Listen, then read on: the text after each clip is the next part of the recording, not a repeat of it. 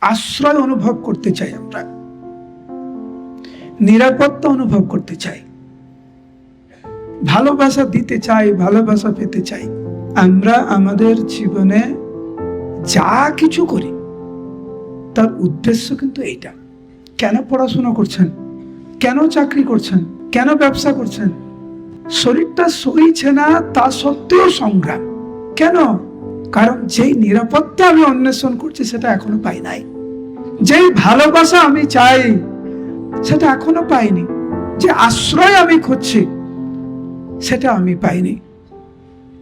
সেই ভালোবাসা, সেই আশ্রয়, সেই নিরাপত্তা খুঁজতে খুঁজতে বলো হরি হরি বল। আবার পুনরপি জননম পুনরপি মরণম পুনরপি জননী জঠরে শয়নম। আবার জন্ম, আবার মাতৃ জঠরে প্রবেশ। জন্মের পরে সেই একই সংগ্রাম।